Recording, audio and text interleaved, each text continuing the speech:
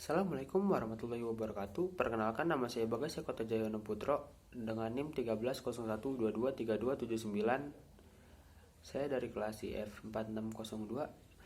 Di sini saya akan menjelaskan tentang urgensi agama Islam. Yang pertama ada pengertian agama. Pengertian agama terbagi menjadi 3, yaitu secara etimologi. Pengertian agama jika dilihat dari etimologi adalah beraturan. Maksudnya sesuatu petunjuk agar hidup tidak berantakan, lebih tertera dan punya tujuan. Arti lain dari bahasa Arab yang berasal dari din adalah aturan hidup yang pasti dan jelas secara logis untuk diikuti. Yang kedua ada secara terminologi. Arti agama secara terminologi yaitu pedoman hidup yang memiliki aturan di dalamnya, baik dari keimanan, kehidupan, cara ibadah, hubungan sosial dengan semua makhluk, dan lainnya. Semua tercantum jelas dan tidak boleh diubah. Secara umum, pengertian agama secara umum yaitu sesuatu yang dipercaya orang sebagai usul penciptaan dunia. Yang kedua ada arti Islam. Secara etimologi, Islam secara etimologi bermakna tunduk, patuh, dan penyerahan diri secara total kepada syariat Allah Ta'ala. Secara terminologi, Islam secara terminologi adalah agama yang diturunkan dari Allah Subhanahu wa Ta'ala kepada umat manusia melalui penutup para nabi, Nabi Muhammad SAW. Islam mengandung arti selamat dan damai. Keselamatan dan kedamaian merupakan harapan setiap orang yang menjadi inti dari kebahagiaan, sebab hakikat bahagia adalah adanya ketentraman hati. Demikian pula esensi ajaran Islam mengandung dorongan untuk mengembangkan perdamaian di muka bumi ini, sebagaimana hal ini diungkapkan oleh Al-Quran, wa ma arsalna ila rahmatan lil alamin, dan tiadalah kami mengutus Muhammad melainkan untuk menjadi rahmat bagi sekalian alam. Quran Surah Al-Nabiyah ayat 107. Yang ketiga ada ruang lingkup agama. Ruang lingkup agama adalah penjelasan tentang batasan suatu masalah. Ruang lingkup ajaran Islam adalah sebagai berikut. Yaitu, yang pertama ada akidah, yaitu keyakinan yang kuat dan kokoh, yaitu iman. Yang kedua ada syariat, yaitu hukum dan aturan Islam yang mengatur segala aspek kehidupan manusia. Yang terakhir ada akhlak, yaitu tingkah laku seseorang yang didorong berdasarkan kesadaran untuk melakukan suatu perbuatan. Yang keempat ada peran agama Islam. Peran agama Islam terbagi menjadi 4, yaitu peran agama Islam sebagai informasi. Peran agama Islam sebagai informasi adalah Islam sebagai sumber ilmu pengetahuan yang sangat luas. Yang kedua ada peran agama Islam sebagai konfirmasi. Peran agama Islam sebagai konfirmasi yaitu sebagai penyeimbang kondisi psikis yang berkembang serta rambu-rambu yang menjadi pegangan. Yang ketiga ada peran agama Islam sebagai kendali. Peran agama Islam sebagai kendali adalah sebagai pengendali hawa nafsu yang terus berkembang dan untuk memberi dorongan penguat terhadap perbuatan baik terhadap sesama manusia. Yang terakhir yaitu ada solusi.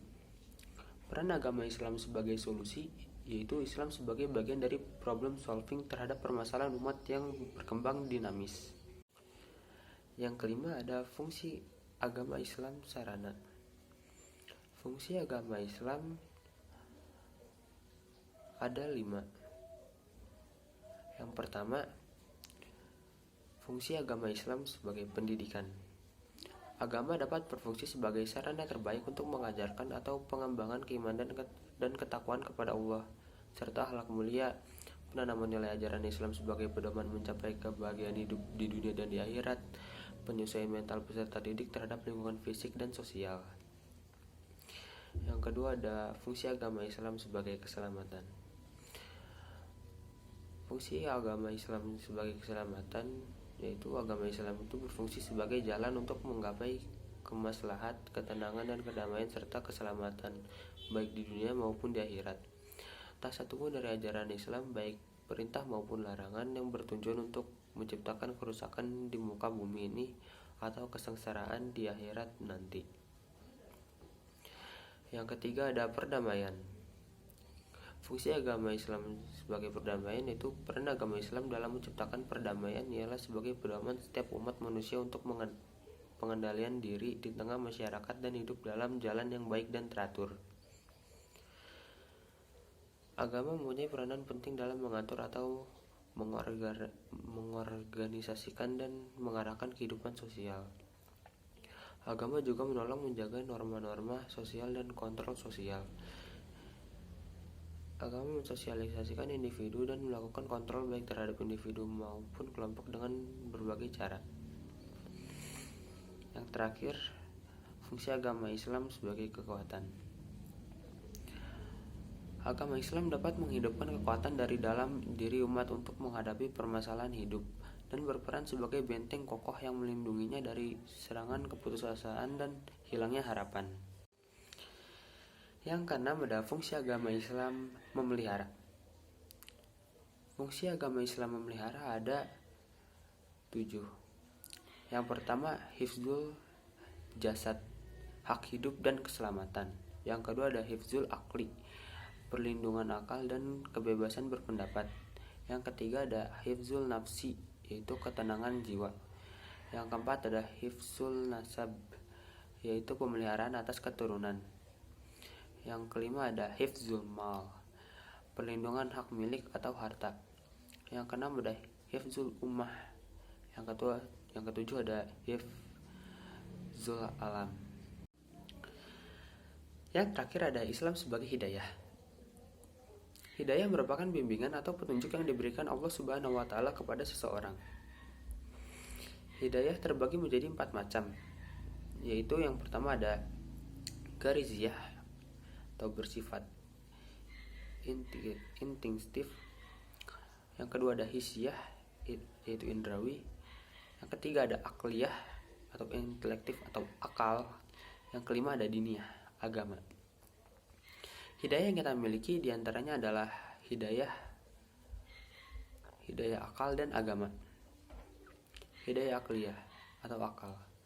Manfaat dari hidayah ini adalah diberikannya kemampuan manusia dalam berpikir untuk menemukan ilmu baru dan merespon peristiwa yang pernah terjadi di dalam hidupnya. Sedangkan hidayah diniyah atau agama, manfaat dari hidayah ini adalah diberikannya kemampuan manusia dalam memberikan yang hak dan batil antara hal baik dan buruk. Mungkin segitu saja yang dapat saya sampaikan, kurang lebihnya mohon maaf. Assalamualaikum warahmatullahi wabarakatuh.